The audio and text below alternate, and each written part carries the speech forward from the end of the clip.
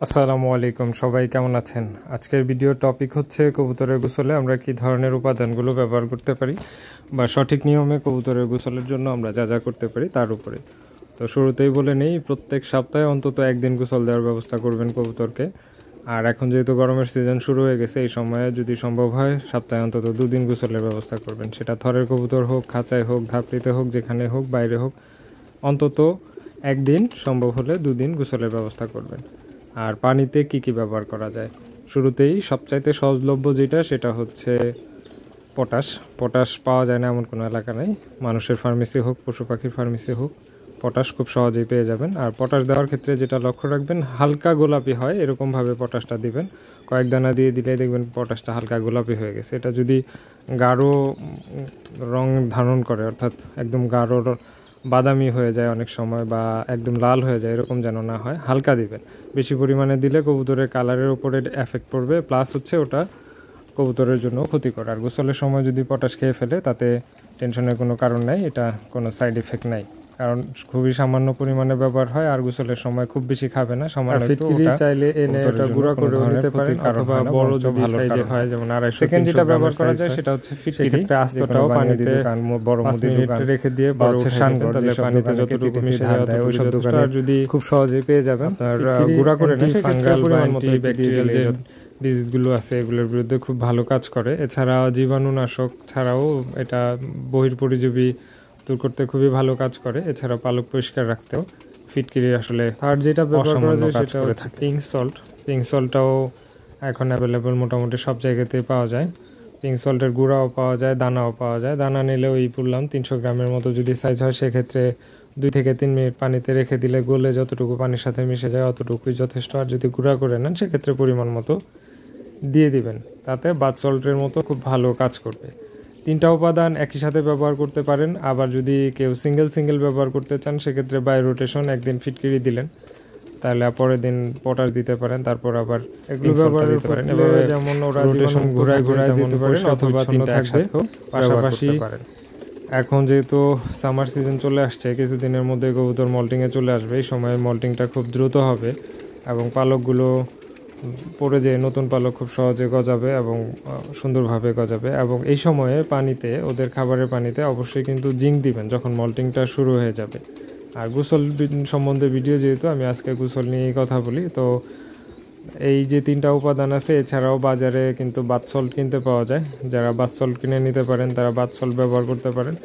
আর চেষ্টা করবেন সবসময় গোসলটা সকালে 9টা থেকে 11টার মধ্যে দেওয়ার, সেক্ষেত্রে খুব ভালো রোদটা পাবে। এবং গোসলের পরপরই রোদে 1-2 ঘন্টা কবুতর রেখে দিলে কিন্তু ওরা খুব সুন্দরভাবে পালকগুলো শুকিয়ে নিতে পারে। এবং পরবর্তীতে দেখবেন যে কবুতরের মধ্যে একটা চাঞ্চল্যতা সৃষ্টি হবে এবং কবুতরের প্রোডাক্টিভিটি বেড়ে যাবে, দেখতেও সুন্দর হবে, পালক গজাতেও, নতুন পালক গজাতেও খুব উপকারে আসবে। আর বিশেষ করে যেই সব কবুতর ব্রিডিংয়ে থাকে আর ডিমের বয়স যদি 10 দিন প্লাস ওমে থাকে, সেক্ষেত্রে কিন্তু গোসল খুবই ইম্পর্টেন্ট। কারণ এই সময় দেখা যায় যে বাতাসে হিউমিডিটির পরিমাণ কম থাকে। তো গোসলের মাধ্যমে কবুতর কিন্তু হিউমিডিটিটা ক্যারি করে, যার কারণে ডিমের ফুসকাটা ফেটে খুব সহজে বাচ্চা বেরোতে সহযোগিতা করে। অনেক সময় দেখবেন যে ডিমের ভিতরে বাচ্চা হয়েছে, মুখও বের করছে, কিন্তু পরবর্তীতে আর বের হইতে পারে নাই। সেক্ষেত্রে মেন প্রবলেমটা হয়ে থাকে হিউমিডিটি অতিরিক্ত অথবা কম। অতিরিক্ত হলে যে সমস্যাটা দেখা যায় যে বাচ্চাটা টেনে বের করবেন, যখন মোরা বাচ্চাটা দেখবেন যে ভিতরে পানি অনেক বেশি, তার মানে হচ্ছে ওই সময়ে হিউমিডিটি বেশি।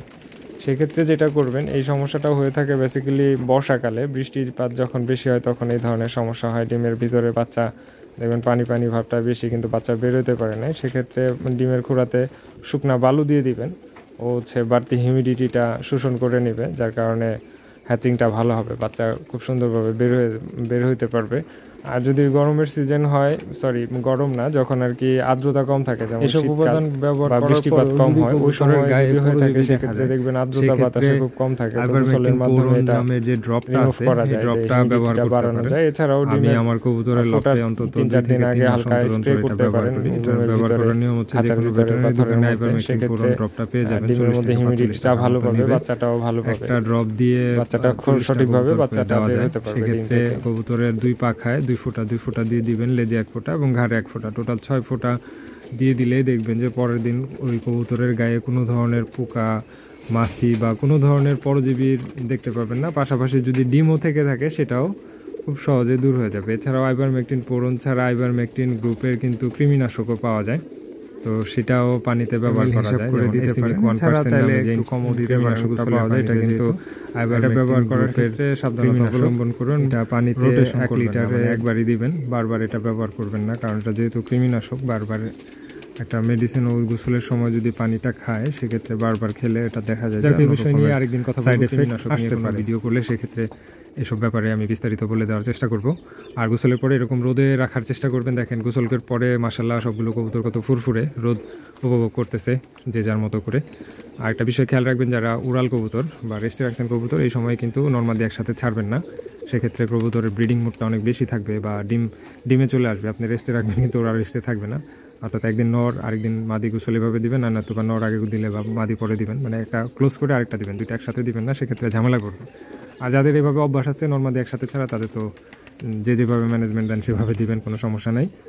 আর খুঁড়ায় যদি নতুন বাচ্চা থাকে, যে বাচ্চাগুলোর 20 দিনের উপরে বয়স হয়ে গেছে, চাইলে ওগুলোকেও গোসল দিতে পারেন। গোসল দেওয়ার ক্ষেত্রে দিয়ে বাইরে রোদে দিতে পারেন, পাল্লার খাঁচায় বা অন্য কোনো খাঁচায়। খেয়াল রাখবেন কাক বা অন্য কোনো কিছুতে যেন আবার অ্যাটাক না করে। গোসল করে রেখে গেলেন রোদে, পরবর্তীতে দেখবেন যে কাক অ্যাটাক করতে পারে, কারণ এটা হচ্ছে কাকের সহজাত প্রবৃত্তি। ওরা যদি এটা দেখে ইনস্ট্যান্ট ওরা কিন্তু অ্যাটাক করার চেষ্টা করে, তো এই বিষয়গুলো খেয়াল রাখবেন। আর বাচ্চাগুলো গোসল দিলে আধা ঘন্টা 40 মিনিট রোদে রেখে আবার ওটার নিজের জায়গা মতো রেখে দিবেন। সেক্ষেত্রে বাচ্চাটা ফুরফুরে ভাব থাকবে এবং বাচ্চাটার গ্রোথটা ভালো আসবে, পালকগুলো খুব দ্রুত গজাবে এবং পালকের মধ্যে অন্যরকম একটা শাইন দেখতে পারবেন, মানে উজ্জ্বলতা লক্ষ্য করা যাবে। এই ছিল আজকের ভিডিও, টোটালি ছিল গোসলের উপরে। সবার কেমন লাগলো কমেন্টে জানিয়ে যান। ভালো থাকবেন, সুস্থ থাকবেন, আল্লাহ।